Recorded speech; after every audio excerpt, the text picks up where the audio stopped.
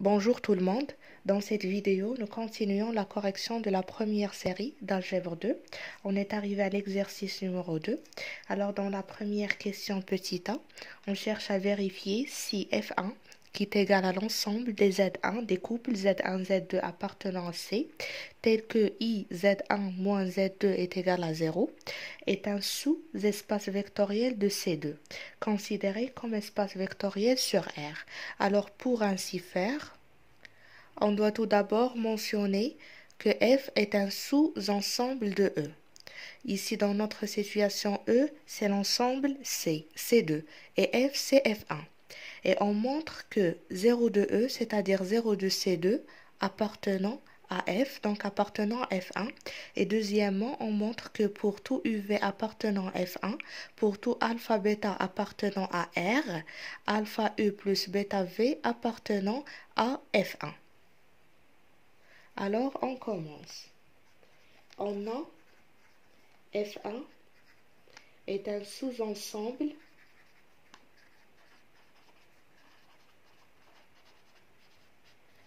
de C2. Pourquoi? Parce que tout simplement, F1 contient des éléments de C2 tels que I, Z1 moins Z2 c'est égal à 0, donc c'est toujours appartenant à C2. Maintenant, on passe pour vérifier si 0 de C2 appartenant à F1. Alors, on a 0 de C2, c'est égal le couple 0, 0. Or, le couple 0, 0 appartenant à F1. Pourquoi? Car on a bien I fois Z1, c'est-à-dire I fois 0, moins Z2, donc c'est moins 0, c'est égal à 0. Donc, on a bien 0, 0, le couple 0, 0 appartenant à F1. Donc, maintenant, on passe pour vérifier que si on prend deux éléments appartenant à F1, donc soit U, qui est égal à Z1, Z2, et V, qui est égal à Z1', Z2', appartenant à F1, et alpha, bêta, appartenant à R. On doit vérifier que alpha U plus bêta V appartenant aussi à F1. Donc, on a alpha U plus bêta V, c'est égal à alpha fois Z1, Z2, plus bêta, Z1', Z2'. Je mentionne ici, qu'est-ce que ça veut dire alpha U plus bêta V appartenant à F1? C'est-à-dire que les coordonnées de alpha U plus bêta V, vérifiant I fois la première coordonnée moins deuxième coordonnée, c'est égal à 0. Donc ici, on a c'est égal à alpha Z1, alpha Z2, plus bêta Z1', bêta Z2'. On fait la sommation, donc ça veut dire que ça c'est égal à alpha Z1 plus bêta Z1', alpha Z2 plus bêta Z2'. Donc c'est égal, on note ça par Z1', Z1 seconde, ça c'est Z1 seconde, et ça c'est Z2 seconde. Donc on doit vérifier que I multiplié par Z1 seconde moins Z2 seconde, c'est égal à 0. On a I Z1 seconde moins Z2 seconde, c'est égal à I multiplié par alpha Z1 plus bêta Z1' moins alpha Z2 plus bêta Z2'. Je note ici, entre parenthèses, qu'est-ce que ça veut dire U et V appartenant à F1. Ça veut dire que I fois Z1 moins Z2, c'est égal à 0. Et V appartenant à F1, ça veut dire que I fois Z1' moins Z2', c'est égal à 0. Je garde ça dans la tête pour pouvoir déduire ici que Z1 seconde moins Z2 seconde, c'est égal à 0. Donc ça, c'est égal. Je factorise par alpha. J'obtiens alpha facteur de IZ1 moins Z2 plus bêta facteur, je factorise par bêta, bêta facteur de IZ1' moins Z2'. Donc ici, ça c'est égal à 0 et ça c'est égal à 0. Donc on a alpha fois 0 plus bêta fois 0, donc c'est égal à 0. Alors on a bien I Z1 seconde moins Z2 seconde, c'est égal à 0, ce qui veut dire que alpha E plus bêta V appartenant à F1. Voilà donc alpha U plus bêta V appartenant à F1 et par suite F1 est un sous-espace vectoriel de C2.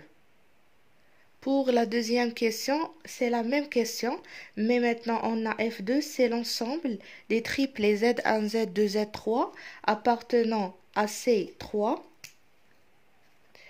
tels que la valeur absolue de Z1 c'est égal à 1 et Z2 c'est égal à Z3. On cherche à démontrer que F1 ou bien à vérifier est-ce que F2 est un sous-espace vectoriel de C3.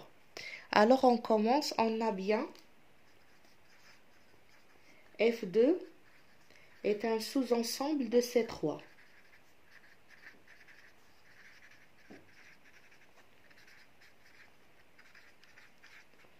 Voilà. On passe maintenant pour vérifier est-ce que 0 de C3 appartenant à F2. Donc on a 0 de C3, c'est égal le triplet 0, 0, 0. Pour que 0, 0, 0 appartenant à F2, il faut que la valeur absolue de ce 0 est égale à 1 et 0 est égal à 0. On a bien 0 est égal à 0, mais on a la valeur absolue de 0 est différente de 1. Donc 0 de C3 n'appartenant pas à F2, car la valeur absolue de 0, bien, je mets ici la valeur absolue de Z1, qui est égale à la valeur absolue de 0, est différente de 1. Donc, F2 n'est pas un sous-espace vectoriel de C3. N'est pas un sous-espace vectoriel de C3. Donc, si on trouve que l'une des propriétés des sous-espaces vectoriels n'est pas vérifiée, on peut déduire directement que l'ensemble que nous avons n'est pas un sous-espace vectoriel de C3.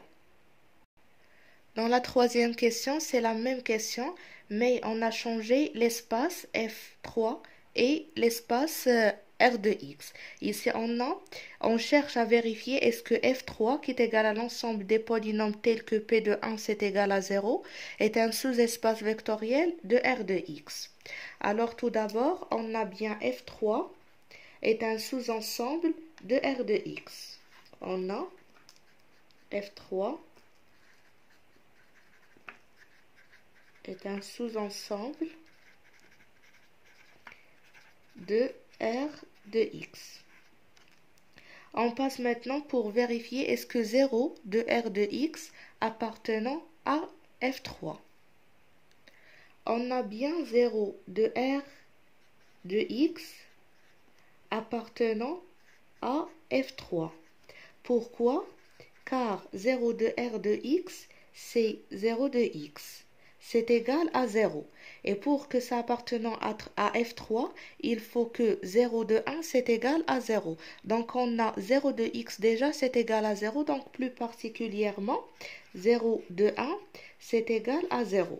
Donc 0 de R de X appartenant à F3. Alors maintenant, on passe pour vérifier est-ce que alpha fois polynôme appartenant à F3 plus bêta fois polynôme appartenant à F3, ça appartient à F3. Donc soit P de X et Q de X, deux polynômes appartenant à F3. J'ai fait ici entre parenthèses, qu'est-ce que ça veut dire P de x et Q de x appartenant à F3? C'est-à-dire que P de 1 c'est égal à 0 et Q de 1 c'est égal à 0. D'accord? Et soit alpha, bêta appartenant à R. Alors, on a alpha fois P de x plus bêta fois Q de x. On doit vérifier est-ce que ça appartenant à F3, c'est-à-dire est-ce que alpha de P1 plus bêta de P de Q1 appartenant à F3, c'est-à-dire c'est égal à 0. Donc ça c'est égal pour x égal à 1, on a bien alpha fois P de 1 plus bêta fois Q de 1, c'est égal à 0. Pourquoi? Parce qu'on a ici P de 1 c'est 0 et Q de 1 c'est 0. Donc, alpha P de x plus bêta Q de x appartenant à F3. Et par suite,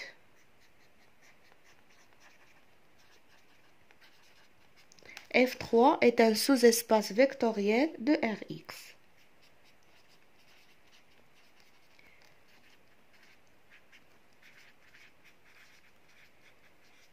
Donc, ce qu'on peut déduire d'après cet exercice, c'est que pour démontrer que F est un sous-espace vectoriel de E, on doit tout d'abord mentionner que F est un sous-ensemble de E. On doit vérifier les deux critères. Est-ce que 0 de E appartenant à F? Si ça appartient, on passe pour vérifier le deuxième point, pour vérifier que alpha multiplié par un élément de F plus bêta multiplié par un élément de F appartenant à F.